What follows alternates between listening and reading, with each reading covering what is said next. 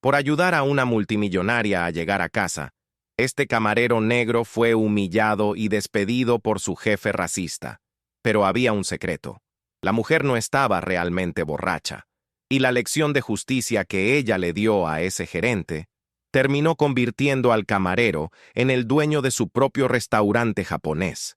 Esta es una historia real sobre cómo un acto de bondad en el momento equivocado puede convertirse en la mayor oportunidad de tu vida. Antes de contarte cada detalle de esta increíble historia, quiero pedirte algo que me ayuda muchísimo. Pausa el video ahora mismo y comenta aquí abajo desde qué ciudad y a qué hora me estás viendo. Me encanta leer sus comentarios y saber hasta dónde llegamos. ¿Ya lo hiciste? ¡Excelente! Aprovecha entonces para suscribirte al canal y dejar tu like, porque eso garantiza que te lleguen más historias de justicia y karma como esta. ¿Listo? Prepárate, porque la historia de Andrés Santos está a punto de comenzar. A los 26 años, Andrés Santos sentía el final de cada turno como una marea bajando, revelando lo que realmente estaba bajo la superficie. Eran las 2:30 de la mañana, y el Sakura Palace, el opulento restaurante japonés en Manhattan donde trabajaba, estaba finalmente en silencio. Un silencio pesado, casi sagrado, que olía a una mezcla de limón del producto de limpieza y el fantasma persistente del sake caro. El zumbido de la ciudad parecía distante, ahogado por las gruesas paredes de auténtica madera de cerezo japonesa. En sus pies, Andrés sentía el dolor punzante de 12 horas de pie. Un dolor familiar que le recordaba constantemente la distancia entre sus zapatos de camarero, meticulosamente pulidos por él mismo, y los zapatos de diseñador que cruzaban aquel salón. Trabajar allí era un ejercicio de invisibilidad performática. Había aprendido de su gerente, James Morrison, que la excelencia de un empleado negro era tolerada, pero el destaque era peligroso. Morrison era un arquitecto del prejuicio sutil, sin usar jamás palabras que pudieran incriminarlo, pero construyendo un ambiente donde un colega blanco era elogiado por su iniciativa y un latino era reprendido por sobrepasar los límites por el mismo acto. Por eso, Andrés se movía con una precisión casi robótica, una calma que era su armadura, un servicio tan impecable que se convertía en una fortaleza contra cualquier crítica. Fue en ese denso silencio que el caos irrumpió. No fue un ruido fuerte, sino una serie de sonidos que contaron una historia en segundos. El chirrido metálico de un taburete de bar siendo arrastrado, el golpe sordo de un bolso caro cayendo al suelo, y el sonido húmedo y pesado de un cuerpo cayendo como un saco de patatas. Andrés se dio la vuelta y vio la escena que definiría su futuro. Victoria Steinberg, la heredera de un imperio hotelero cuyo rostro era una presencia constante en las columnas sociales, estaba caída en el suelo. Su vestido de diseñador italiano de $3,000 ahora estaba manchado, empapado por el sake premium que había derramado. Por un instante, el tiempo se congeló. El barman pulía un vaso, fingiendo no ver. El último ayudante de camarero, en un rincón, miró a André, sus ojos desorbitados diciendo lo que ambos sabían. Aquella era una situación peligrosa, y el peligro tenía un objetivo específico. La mente de André se convirtió en un torbellino. Ayudarla y arriesgarse a ser visto como el hombre negro depredador aprovechándose de una mujer rica y vulnerable, o quedarse quieto y ser acusado de negligencia por un gerente que adoraría tener un motivo para despedirlo, era una trampa perfecta. Ignorando la alarma que gritaba en su cabeza, decidió ser el hombre que su madre le enseñó a ser. Caminó hacia ella, no como un empleado, sino como una persona, con las manos visibles y la voz baja. «Señora, con permiso, permítame ayudarla». La respuesta de ella, arrastrada y llena de desdén, fue la bofetada que él esperaba. «No, no necesito caridad». La palabra caridad, venida de la boca de Victoria Steinberg, golpeó a André no con la fuerza de un insulto, sino con el peso de una confirmación melancólica. Era exactamente lo que temía, que su intención fuera instantáneamente filtrada por la lente de la desconfianza y del prejuicio que definía las interacciones entre sus mundos. Podría haberse alejado, podría haber llamado a otro empleado, pero algo lo retuvo allí. Tal vez fuera el recuerdo de la voz de su madre, Rosa, diciendo que la verdadera medida de una persona no está en cómo actúa bajo los reflectores, sino en cómo trata a aquellos de quienes no necesita nada. En lugar de retroceder, Andre dio un paso calculado y se arrodilló, no en un gesto de servilismo, sino para quedar al nivel de los ojos de ella, eliminando la dinámica de poder de alguien de pie sobre alguien caído. Mantuvo la voz baja, el tono tranquilo que usaba para calmar a los clientes irritados. «No es caridad, señora, es seguridad», dijo, su voz resonando con una sinceridad desarmante. «El suelo es de mármol, una caída aquí puede ser grave. Mi trabajo es garantizar que todos los clientes salgan con seguridad». Vio los ojos de ella, azules y turbios por el alcohol, intentar enfocarlo. Ella vio la ausencia de desprecio, de pena o de codicia en su rostro. Vio solo una calma profesional. Fue entonces cuando ella extendió la mano, no para levantarse sola, sino para aceptar su apoyo, apoyándose en su brazo con todo su peso. «Tú», murmuró ella, la voz ahora un susurro confuso. «Tú no eres como los otros. ¿Por qué estás siendo amable conmigo? Todos aquí solo quieren algo».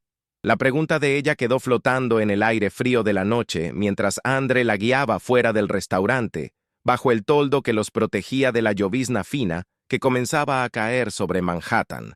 ¿Por qué estaba siendo amable? La respuesta no era simple. Mientras escribía la dirección que ella le había dado en su móvil para llamar a un Uber, una dirección en un rascacielos del Upper East Side, que parecía más una coordenada para otro planeta que un lugar real, pensó en ello. Parte de la respuesta era su madre. La recordó llegando a casa de madrugada, con los hombros encorvados por el cansancio después de limpiar las oficinas de hombres que nunca sabrían su nombre. Y aún así, ella nunca perdió su capacidad de ver la humanidad en los demás. La otra parte de la respuesta era más reciente y más sombría. Eran los susurros que cesaban cuando Victoria Steinberg entraba en el restaurante, las miradas nerviosas intercambiadas entre Morrison y los ejecutivos, las conversaciones que morían en el aire. Andre sentía que algo andaba mal en el Sakura Palace, un subtexto podrido bajo la fachada de lujo, y aquella mujer vulnerable frente a él parecía, de alguna manera, estar en el centro de todo. Mientras esperaban en la acera silenciosa, ella murmuró algo sobre gente genuina y segundas oportunidades, palabras que él atribuyó al alcohol. Lo que Andre no podía ver, sin embargo, era la pequeña luz roja, casi invisible, de una cámara de seguridad en lo alto de la fachada del restaurante. Fría, objetiva e implacable, grababa cada segundo de aquella interacción, transformando su acto de decencia en un archivo de video que, en breve, sería usado como la principal prueba en un juicio del que él aún no sabía que sería el reo. Al día siguiente, Andre llegó al Sakura Palace, sintiendo el peso de la noche anterior no en su cuerpo, sino en su mente. Cruzó las puertas de servicio, cambió su ropa de calle por el uniforme impecable y comenzó la rutina que conocía de memoria. Verificar el pulido de los cubiertos, alinear las servilletas de lino con precisión milimétrica, sentir el aroma del jengibre fresco siendo cortado en la cocina. Había una parte de él que esperaba que el incidente con Victoria Steinberg simplemente se disolviera en la niebla de la mañana, uno de esos encuentros extraños que la vida nocturna de Manhattan producía y después olvidaba. Intercambió saludos silenciosos con los otros camareros, pero sintió una tensión sutil en el aire, una quietud que no era normal. Fue entonces cuando el chef ejecutivo, Hiroshi Tanaka, un hombre japonés de pocas palabras e inmenso respeto, se le acercó. Sus ojos, normalmente enfocados y serenos, tenían una expresión extraña, una mezcla de pesar y urgencia. «André», dijo el chef, la voz más grave de lo habitual, «necesito hablar contigo en mi oficina». Ahora, la palabra ahora resonó en la mente de Andre, disparando una alarma. Su corazón comenzó a latir más rápido, un tambor sordo en el pecho. En 3 años de servicio impecable, había aprendido que las llamadas a la oficina Raramente eran para felicitarlo. Eran casi siempre el preludio de un problema, un eufemismo para una ejecución profesional, especialmente cuando sabía que James Morrison estaba en el edificio. La oficina del chef Hiroshi era un espacio pequeño y funcional, pero en aquel momento parecía una sala de interrogatorios. James Morrison no estaba sentado, sino apoyado en el escritorio con una postura de dominio casual, como un rey inspeccionando a uno de sus súbditos problemáticos. La sonrisa en su rostro era aquella que Andre aprendió a detestar. Una sonrisa fina, sin calidez, que prometía problemas envueltos en una falsa cortesía corporativa. El chef Hiroshi estaba de pie en un rincón, visiblemente incómodo, evitando la mirada de Andre. «Siéntate, Andre», dijo Morrison, hojeando una carpeta con movimientos deliberadamente lentos, cada segundo de silencio proyectado para aumentar la ansiedad. «He recibido algunas quejas preocupantes sobre tu comportamiento con los clientes», comenzó, la voz suave y venenosa. «Parece que has cruzado algunas líneas». Andre sintió que la sangre se le helaba, pero mantuvo la compostura. «¿Qué tipo de líneas, señor Morrison?» Morrison saboreó la pregunta, haciendo una pausa dramática antes de asestar el golpe. «Acoso a clientes intoxicados, ofrecimiento de servicios no solicitados fuera de tu horario de trabajo». Miró a Andre, los ojos brillando con malicia. «Algunos dirían que estás tratando de aprovecharte de situaciones vulnerables, especialmente con clientes del calibre de la señora Steinberg». La acusación fue un puñetazo en el estómago, quitándole el aire a Andre. Era su propia decencia, su bondad, siendo desnudada, retorcida y vestida con un disfraz sucio y depredador, todo para satisfacer el placer cruel del hombre que tenía delante. La rabia subió por la garganta de Andre, caliente y amarga como la hiel, pero se la tragó, forzándola a bajar. Sabía que cualquier demostración de emoción sería usada en su contra. Sería la prueba que Morrison necesitaba para tildarlo de agresivo o inestable. Con un esfuerzo monumental, mantuvo la voz firme, cada sílaba una demostración de control. «Eso no es verdad», dijo, mirando directamente a los ojos de Morrison, negándose a desviar la mirada. «Solo ayudé a una clienta a llegar a casa segura. Estaba en una condición vulnerable y cualquiera habría hecho lo mismo». La palabra vulnerable, la misma que Morrison había usado, fue devuelta con una intención diferente, no como una oportunidad, sino como una responsabilidad. Morrison sonrió fríamente, una sonrisa que no alcanzó sus ojos de depredador. Abrió su maletín de cuero y de dentro sacó varias hojas de papel fotográfico, arrojándolas sobre la mesa. Eran fotos. Imágenes granuladas, en blanco y negro, impresas directamente de las cámaras de seguridad. Andrés se vio a sí mismo sosteniendo a Victoria, ayudándola a levantarse, guiándola por la puerta. Cada imagen, un fragmento de su bondad, ahora era presentada como una pieza de acusación en un tribunal de farsa. «Claro que eso fue lo que pasó», dijo Morrison, el sarcasmo goteando de su voz. «El problema, André, es que no podemos tener empleados como tú dejando espacio para este tipo de malentendidos. Nuestra clientela tiene ciertas expectativas sobre la discreción y los límites apropiados». El silencio que siguió en la sala fue más pesado que cualquier palabra. El aire se volvió denso con lo no dicho, con la verdad que todos allí conocían, pero que solo uno tenía el poder de verbalizar. En la expresión «empleados como tú», Andre escuchó el eco de toda una vida de prejuicios velados. Entendió que su competencia, sus 3 años de trabajo duro, los elogios de los clientes, nada de eso importaba. Para Morrison, él siempre sería solo un problema esperando a suceder, un hombre negro que necesitaba ser constantemente recordado de su lugar. La resignación lo golpeó, una ola fría de claridad dolorosa. La lucha ya estaba perdida antes de siquiera comenzar. Miró al chef Hiroshi, quien finalmente le devolvió la mirada, con los ojos llenos de una impotencia que rozaba la vergüenza. «Entonces, ¿qué está diciendo?», preguntó Andre, la voz casi un susurro, aunque ya sabía la respuesta. Morrison se reclinó, cruzando los brazos con un aire de falso pesar. el acto final de su actuación. «Estoy diciendo que tal vez sea hora de que consideres otras oportunidades de carrera», dijo, el tono paternalista volviendo todo aún más ofensivo. «Lugares, tal vez, más adecuados a tu perfil», era el despido, envuelto en el papel de seda del racismo corporativo, entregado con una sonrisa victoriosa. André se levantó, su cuerpo moviéndose con una dignidad que se negaba a dejar que Morrison le robara. No dijo nada más. No había nada que decir. La sentencia ya había sido dictada mucho antes de que él entrara en aquella sala. Mientras salía de la oficina, pasando junto al chef Hiroshi, que aún no podía mirarlo, sintió una extraña ligereza. La ligereza de quien ya no tiene nada que perder. La humillación, el racismo velado, la injusticia, todo eso pesaba, pero la ausencia de esperanza era, en cierto modo, liberadora. Había tocado fondo. Lo que ni André ni Morrison, en su trono de privilegio, podían imaginar era que, en ese exacto momento, al otro lado de la ciudad, en un bufete de abogados con vistas a Central Park, Victoria Steinberg estaba teniendo una conversación muy diferente. No tenía resaca. Su mirada era enfocada, su voz era firme, y los documentos esparcidos frente a ella no eran menús de restaurantes, sino informes, gráficos y análisis de datos.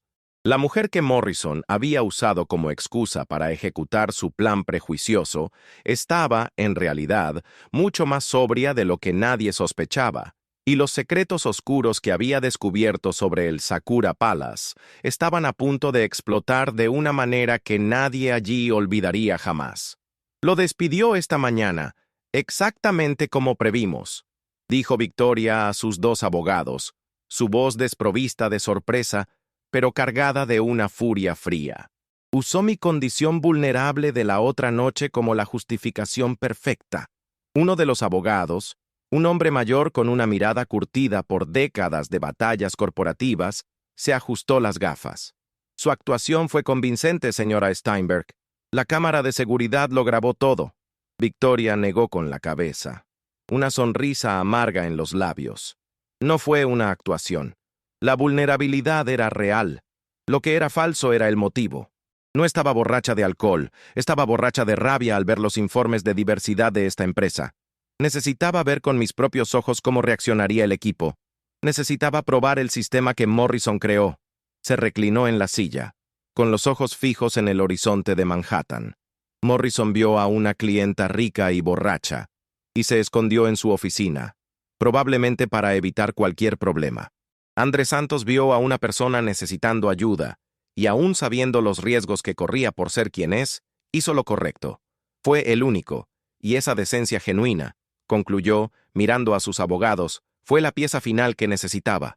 No solo sobre el carácter de Morrison, sino sobre el carácter del hombre que voy a poner en su lugar.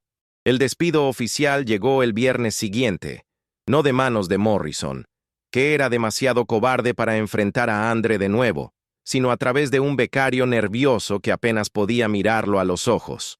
El documento era una obra maestra del lenguaje corporativo, un laberinto de frases vacías sobre recortes de costos operativos y reestructuración del equipo, que no significaban absolutamente nada y lo decían todo. Morrison había conseguido lo que quería, ejecutando su sentencia con la cuchilla fría de la burocracia. André dobló cuidadosamente el uniforme que había usado con orgullo durante 3 años, cada pliegue una despedida silenciosa, y lo guardó en su taquilla por última vez. Sus compañeros de trabajo lo observaban en un silencio incómodo, una mezcla de pena genuina y el alivio cobarde de no haber sido el elegido. Mientras se preparaba para salir, el chef Hiroshi se acercó discretamente, deslizando un sobre pesado en su mano. «Tus propinas de los últimos 6 meses», susurró el chef japonés, la voz baja y urgente. «Guardé todo por separado. Son tuyas por derecho». El gesto fue un pequeño acto de rebelión, una chispa de decencia en medio de la oscuridad de la injusticia, y significó más para André que el dinero que contenía. Caminando a casa bajo la llovizna fría de octubre, sintiendo el peso del sobre en el bolsillo y el vacío en su pecho, André marcó el número de su madre. Rosa Santos estaba en medio de su turno de noche, limpiando un rascacielos en Wall Street, pero siempre contestaba cuando su hijo llamaba. La voz de ella, cansada pero firme, sonó al otro lado de la línea. «Mamá, perdí mi trabajo», dijo sin rodeos, pues Rosa le había enseñado que las malas noticias no mejoran con azúcar. Hubo una pausa al otro lado, no de shock, sino de evaluación. «¿Por qué?», preguntó ella. «¿Hiciste algo malo?». Andre miró su reflejo en un charco de agua en la acera, la imagen distorsionada por la lluvia. «No», respondió, una claridad súbita en su voz. «Hice algo correcto». El silencio que siguió fue de comprensión. Rosa conocía al hijo que había criado, conocía la fibra de su carácter. «Ven a casa», dijo simplemente. «Hablaremos de esto». En aquella invitación, Andre no solo escuchó la llamada de una madre, sino la llamada de un puerto seguro, el único lugar en el mundo donde su decencia nunca sería confundida con una debilidad. El apartamento de 2 habitaciones en Queens, donde Andre había crecido, olía reconfortantemente a hogar, una mezcla del detergente que usaba su madre y del café fuerte que preparaba todas las mañanas. Era un santuario contra el mundo pulido e impersonal de Manhattan. Rosa Santos llegó a las 6 de la mañana, con el sol apenas asomando en el horizonte, todavía vistiendo su uniforme de limpieza, el cansancio de toda una noche de trabajo grabado en su rostro. Encontró a su hijo en la pequeña mesa de la cocina, rodeado de papeles y anotaciones que había comenzado a organizar. Sin decir una palabra, fue a la estufa, preparó el café y lo sirvió en 2 tazas que no hacían juego, un ritual matutino que era la base de su estabilidad. «¿Qué es todo esto?», preguntó, la voz suave pero firme, mientras se sentaba frente a él. Andre empujó los papeles en su dirección. «Estoy tratando de entender algo que pasó en el trabajo», respondió, mostrándole las notas que había hecho sobre incidentes pasados. Le hizo recordar a un supervisor que ella tuvo años atrás, en Goldman Sachs, que siempre encontraba excusas para transferirla a los pisos más difíciles y laboriosos de limpiar. Un hombre que nunca la atacó directamente, pero que la desgastaba con microagresiones constantes. Rosa miró las notas de su hijo y un gesto amargo de reconocimiento apareció en su rostro. «Thompson», dijo, el nombre del supervisor saliendo de sus labios como un mal recuerdo. 20 años limpiando oficinas y nunca tuve problemas con nadie, pero con él siempre había algo. La única diferencia es que yo no le bajaba la cabeza como él quería. Andre señaló los papeles. «Es exactamente eso, mamá. Morrison hizo lo mismo conmigo, solo que de una manera más sofisticada». Entonces le explicó todo en detalle. La noche con Victoria, las acusaciones fabricadas y el patrón que solo ahora percibía con claridad. Empleados negros y latinos siendo sistemáticamente reasignados o despedidos por infracciones menores, mientras que los empleados blancos cometían los mismos errores sin ninguna consecuencia. Rosa escuchó pacientemente, su mirada nunca apartándose de la de su hijo. Cuando terminó, posó su mano callosa sobre la de él, un gesto de fuerza y solidaridad. «Hijo», dijo, la voz llena del peso de la sabiduría ganada con dificultad. «A veces la vida nos pone en una posición en la que tenemos que elegir entre aceptar la injusticia o luchar contra ella. Tú sabes qué elección he hecho siempre». En ese momento, Andre sintió que la rabia y la resignación se transformaban en algo nuevo. Determinación. La conversación con su madre encendió una llama en Andre. La tristeza dio paso a una determinación fría. El lunes, hizo algo que nadie esperaba. Volvió al Sakura Palace, pero esta vez como cliente. Pidió una mesa en el rincón del bar, un lugar discreto desde donde podía observar la dinámica que nunca había percibido totalmente cuando estaba al otro lado, ocupado con bandejas y pedidos. Desde su nueva perspectiva, el patrón de comportamiento de Morrison era flagrante. El gerente circulaba por el salón principal como un rey, inspeccionando su feudo, deteniéndose para conversaciones susurradas y sonrisas obsequiosas con clientes blancos importantes, mientras ignoraba por completo las mesas ocupadas por personas negras o latinas. Fue entonces cuando Andre vio algo aún más interesante. Victoria Steinberg entró en el restaurante, sola, y se sentó discretamente en el bar, despachando rápidamente a Morrison, que corrió a saludarla con sonrisas y reverencias. Ella, al igual que Andre, no parecía estar allí para disfrutar de la noche, sino para observar. Sus ojos recorrían el restaurante, tomando notas mentales, prestando atención a los detalles que la mayoría ignoraba. En un breve momento, sus miradas se cruzaron a través del salón. Victoria le hizo un gesto casi imperceptible con la cabeza, un pequeño gesto que cargaba un mundo de significado. Andre sintió un escalofrío. Ya no estaba solo en su observación. Esa misma noche, el móvil de Andre vibró con un mensaje de un número desconocido. El texto era corto y directo. Café mañana a las 9 horas. Corner Deli en la 72 con Columbus. Tenemos mucho de qué hablar. Ue. Andre se quedó despierto hasta tarde, con la mente a mil. Personas como Victoria Steinberg no enviaban mensajes a personas como él sin un motivo muy específico, y considerando que Morrison había usado el nombre de ella para justificar su despido, Andre sospechaba que el motivo sería extremadamente interesante. Fue al cajón de su escritorio y sacó un pequeño cuaderno de notas. Durante meses, algo instintivo lo había llevado a registrar todas las inconsistencias que notaba en el Sakura Palace. Fechas, horas, conversaciones extrañas, clientes que recibían un trato especial sin razón aparente. Nunca supo exactamente por qué guardaba aquella información, pero ahora, mirando las páginas llenas de su caligrafía cuidadosa, comenzó a entender. Las personas que prestan atención a los detalles se vuelven inconvenientes cuando hay secretos que ocultar. La prisa de Morrison por deshacerse de él no era solo prejuicio, era miedo. Miedo de que el camarero silencioso del rincón estuviera viendo mucho más de lo que debía. El Corner Deli en la calle 72 era exactamente el tipo de lugar donde los multimillonarios raramente aparecían. Mesas de fórmica gastadas, café servido en tazas gruesas y el olor permanente a bacon frito en el aire. Andre llegó 10 minutos antes y eligió una mesa en el fondo, todavía sin creer del todo que aquello estuviera sucediendo. Victoria Steinberg apareció puntualmente a las 9 vistiendo vaqueros y una blusa simple que, aún así, probablemente costaba más que el salario mensual de Andre. Sin el maquillaje elaborado y el peinado impecable, parecía sorprendentemente común, hasta el momento en que abrió la boca. «Fuiste despedido por mi culpa», dijo sin preámbulos, sentándose frente a él. Morrison dijo que presenté una queja por acoso. Andre asintió, el sabor amargo de la injusticia volviendo a su boca. Eso fue lo que me dijo. Victoria sacó su móvil, la expresión endurecida.